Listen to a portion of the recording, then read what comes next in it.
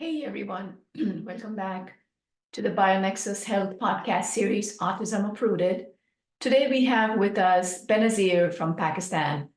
Benazir will be outlining for us from start to finish the remarkable improvements that she has seen with her little son, who is, fast growing to be a wonderful young man now. So let's go ahead and welcome Benazir to today's podcast. Welcome to the Bionexus Health Podcast with Dr. Jodie A. Darshaw, who holds a PhD in integrative medicine, is board certified in integrative pediatrics, an internationally recognized pioneering clinician, and author. And now here's your host of Bionexus Health Podcast, Dr. Jodie A. Darshaw. Hey Benazir, how are you today? I'm fine. How are you? I'm doing well, thank you. Very good to have you back.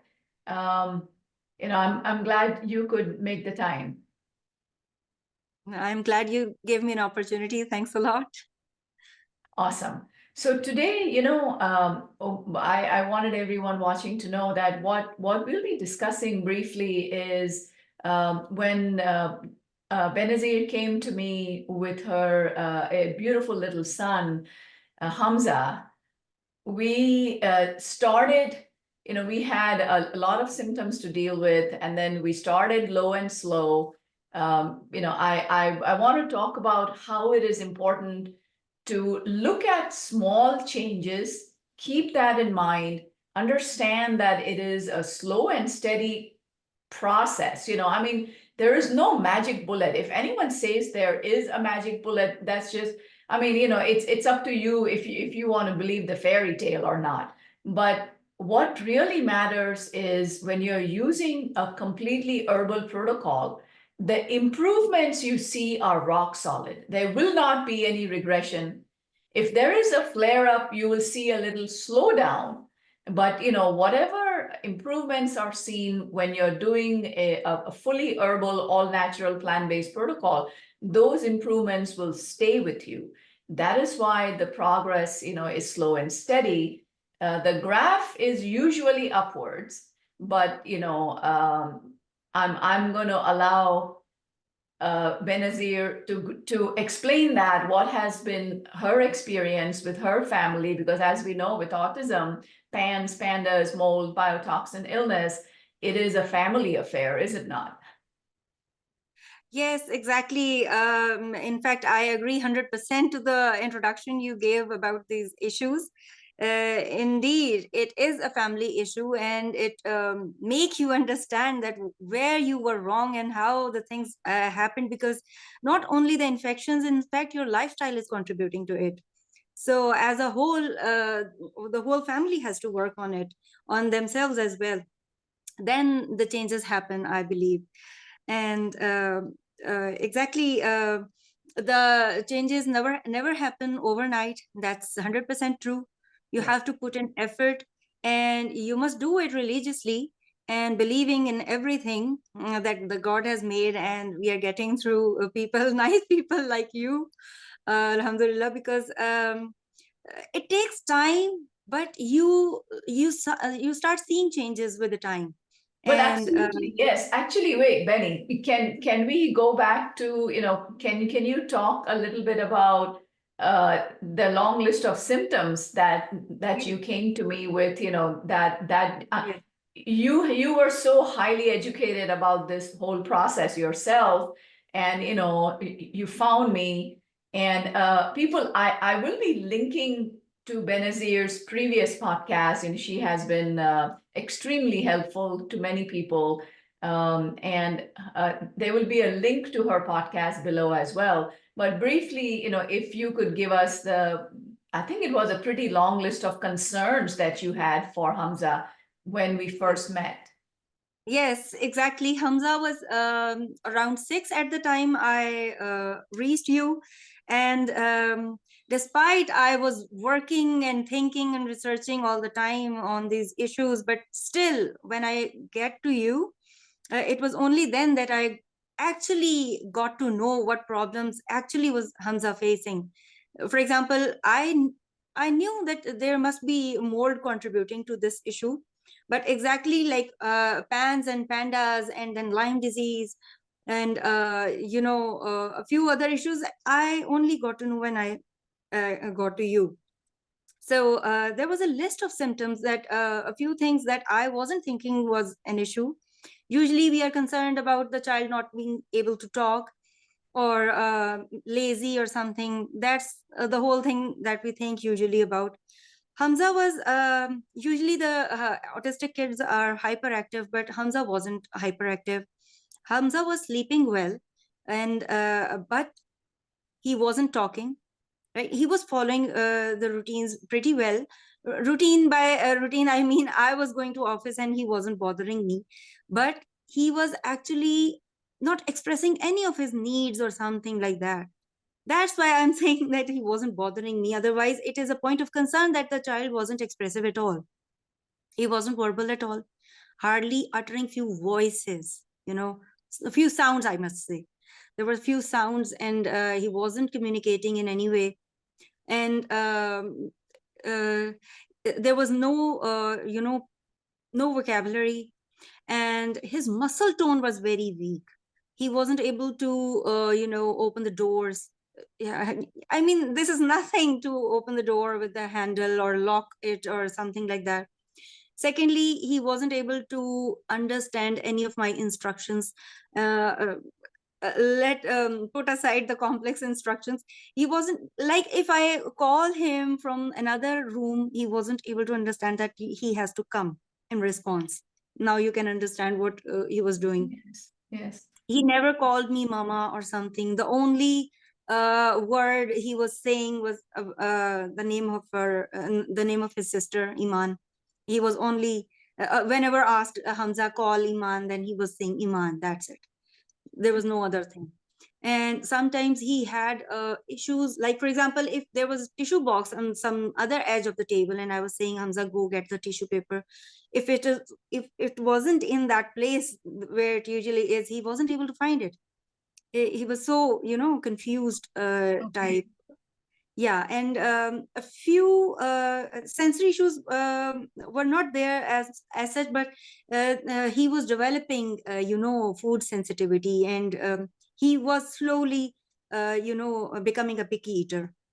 He wasn't before, He but was becoming slowly becoming a picky eater. And Benny, you said that, not too many sensory issues, but looks like there were advanced sensory issues, like, maybe, yeah, body awareness, right? Body awareness, position in space. So these yes, are right. Yeah. So these can impact the fine motor development, the gross motor development.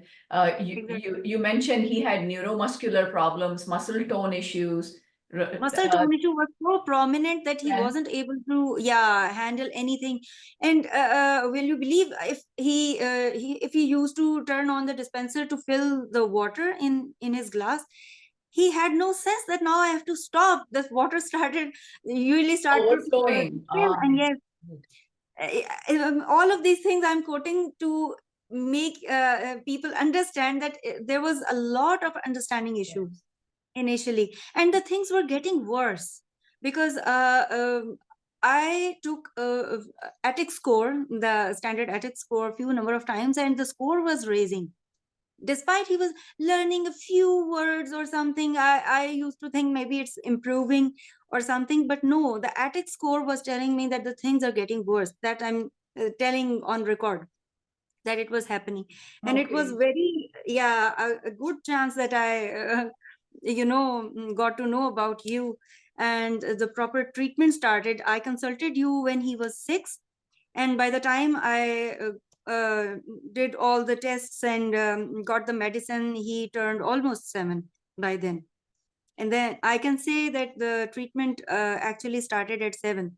The treatment When started, okay, yeah, he was around 6.5, but then, remember, we had to do a lot of labs so we could Yes, look at the underlying issues, and it exactly. was pretty mind-boggling, Yes, the kind of medical problems that this little boy had. It was just yes. really, he had to go through a lot. Tests and symptoms exactly revealed actually the ground situation, and it was alarming. I could never get to those myself. I had no understanding, and nobody can have that understanding. Obviously, a doctor can only A doctor with this holistic approach, I would say, can only approach these problems properly. Otherwise it's not possible just by researching or something like that.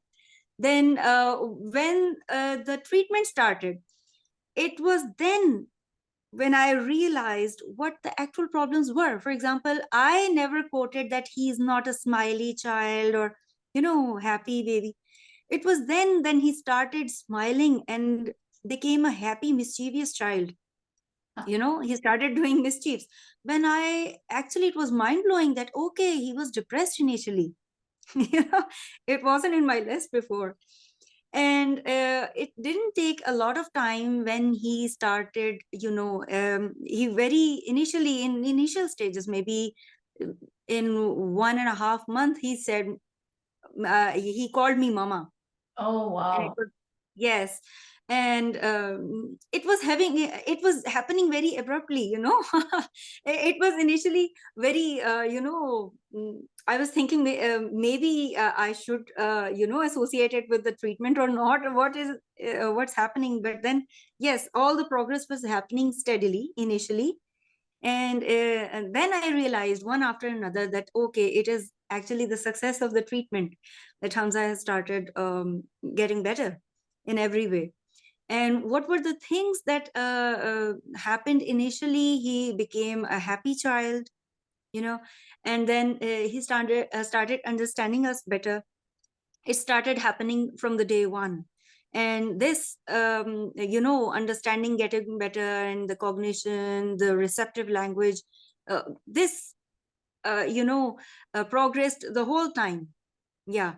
And I must say that the people must realize that the child doesn't start talking in the initial stages. The child can, if the problem was minor. But for example, Hamza was having severe issues. He had Lyme issue, he had strep issue. We had to keep him isolated so that he don't get infections, cross infections, again and again. So talking about the progress, his muscle tone improved drastically. Within 4 to 5 months, he was able to ride his bicycle. He wasn't doing it before, and he was willing to do it. I remember that he used to ride on his tricycle, and just paddling for a few number of times, he used to get off. But then after this treatment, he was cycling on his own. I'm not saying that I trained him or something. He just started cycling in the whole street. So it definitely happened because of the treatment. It wasn't happening before and started happening then. And then his understanding improved drastically, and he started following command. At least he started understanding whatever we were saying.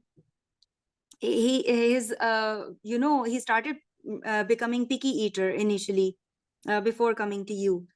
All of a sudden it was gone. He improved really well, and he started eating everything again without any issues. And then his speech then progressed steadily with the time. And I must say, in initial 2 years, it was happening at a steady speed. But after 2 years, when we started camel milk protocol, when the camel milk was reintroduced, the graph of speech really went steep up. Okay, cool. Yes. Yeah, it was then he started making sentences as well. And and all of other things. For example, he was reading initially, but now he started enjoying a lot of other books. And he used to laugh whenever it was funny, something quoted in the books, that makes us the feeling that he's understanding whatever he's reading and it's Yes. meaningful. Yes. Then his functional play started. He still loves to play with the toys which have sounds or something like that, and we take care of his choices. We select such toys according to his age, etc. But the main important thing is that he started playing functionally.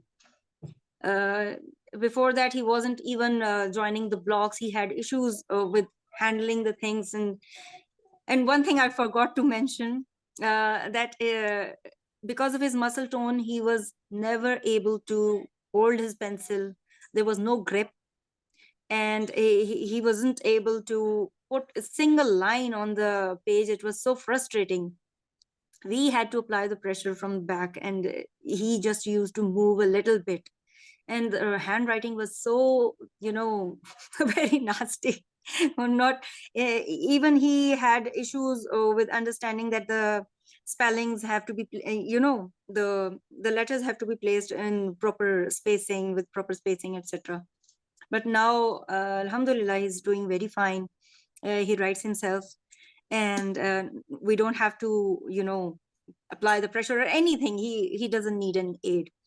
And he has a proper grip, and he loves to write about his favorite cartoons, etc. Now he talks about the things with its name. For example, whenever he wants to play the video of Kung Fu Panda he likes the most, or Madagascar 4, a lot of things he loves to watch on YouTube. He asks us to spell the name. Okay, I have to type it. So what are the spellings, he asks us. So it's all very satisfying that a child is able to communicate properly, whatever his needs are. And he makes choices about his dress, usually goes to the, comforting and easy clothes. He asks for it now. And for example, whenever he's doing very well at school as well, in his speech classes, etc. He a couple of times he had a chance to recite a few things in assembly, morning assembly before the school. So I'm very happy that he is doing what usually the people, normal kids do in their life. Oh, wait, so he Having the was best time. in the assembly, he was able to say something in Yeah, front of all the other on the mic. On the mic, and the on the teachers mic. were actually Amazing. appreciating that a couple of times he performed, and the performance was good according to them. Yeah. Yes, yes. So look at that. I mean, it's a whole other kid. It took a while, of course, right? Because Yes. these, you were giving Hamza a foundation for the rest of his life. Foundation doesn't happen in 2 months. You don't want foundation to happen in 2 months. Like when I say foundation, I mean for brain, for his gut, good eating habits, good lifestyle habits, good digestion, good brain processing, good academic skills, and above all, good health and immunity, good immune Yes. system as well. Getting a strong fever, like we were discussing a little while before the podcast. So Yes. these are the hallmarks of good health that Exactly. that Hamza now has. I remember you mentioned, I think that was you, Benazir, that few people in the family last year had bad flu, but Hamza had it for one day and he was fine Yes. after that. So really good Yes. immunity. Yes, exactly. And in fact, I forgot to mention this, that it was an issue when we came to you. I remember that we said that he never gets fever. And we were thinking maybe it's a sign of good health or something, because apparently he was fine, he was healthy. Usually the kids on gluten-free diet lose their weight or something. He wasn't like that. He was apparently very healthy. But now he is a much better functional child, I must say. He's learning, and he gets fever whenever he gets sick or something. And a number of times it happens, yes, that we get sick, but he doesn't get sick, or gets a fever, mild fever for one day, etc. Yes, it happens. And it is definitely a very good sign that he's properly responding to his environment. And Yes. yeah, and Yes. I'm very happy about it. The people must know that getting fever, not very often on, but when he had an exposure, it's a very good thing that Yeah. he's responding now. It is. It is most certainly. I think I have already done a separate podcast on with fevers. Don't mess with fevers. It's a really good sign that the body is working. Obviously, of course, if he's getting a fever, every 2 weeks, you have to let me know. Then we know something is up, or there's some other medical problem going on, which we have to investigate. The important thing, Benazir, that you and I, because I'm an autism mom myself, as we know, so you and I both discovered that that label of autism, mild, moderate, severe, whatever they give you, your child, that is something that cannot just be taken at face value. You have to investigate further, and you have to see what other problems are going on internally behind the scenes, right? Supposedly, like you have a child who is not hyper, who is well behaved, but the child who is not responding does not have the zest for life. He may very well be depressed, the poor thing. We don't even know that they are not happy children, until the personality comes out. So bottom line is slow and steady. And additionally, there were no allopathic medicine. This was all herbal protocol, right? Completely All herbal. And one customized. thing I must add, sorry, that I never had the chance to take him to therapies this whole duration. That's I'm saying on record that yes, it all happened by itself. And even I didn't have to work on it. For example, if he changes his clothes now, he's doing himself. He's learning everything by himself. And it's very important that a child starts doing it by himself. That's Fully what we are working organically, on. yes. Yes. Yes, because otherwise you have children who have these robotic answers, like Yes. exactly as they are taught, but learning on their own, organically, that is their personality. That's where their personality comes out. So This is yes, their yes. personality, and this is the real healing that is happening, because the human brain can learn all these things. You don't have to, make them learn everything. So I'm happy about it that he picks things like this, and I no longer, initially I used to make supporting material. I still do that, but not to that level, because Alhamdulillah, he is able to understand things by himself now, like a normal child with very few, aid or things. That he needs prompting with. Okay, wonderful. So let us take pause at this very positive note.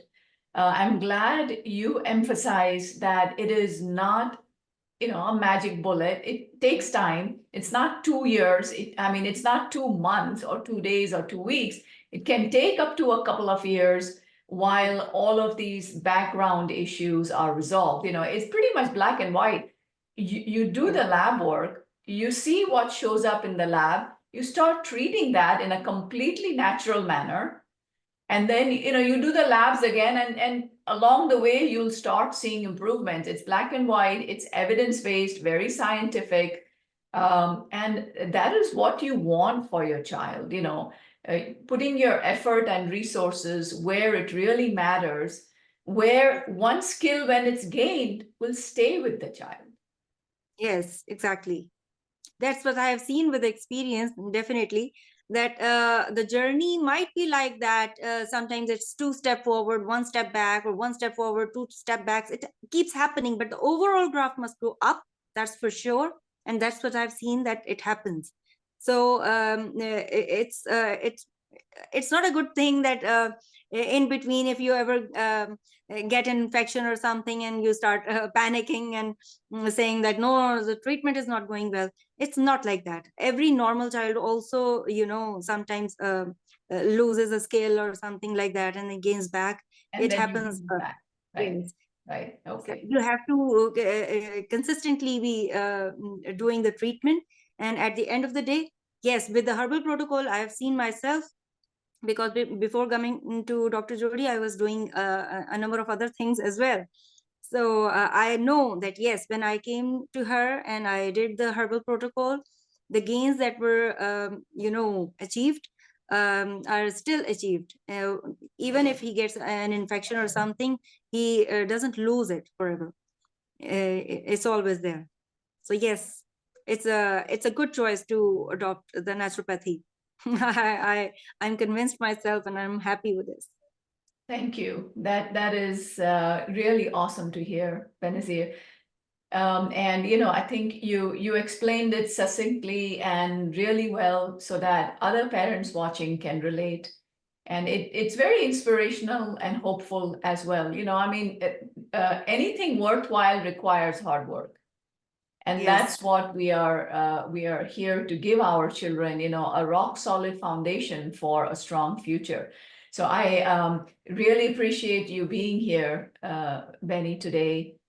And once again, all my love and blessings to Hamza and Iman and to your family as well. It's all my players. Thank you.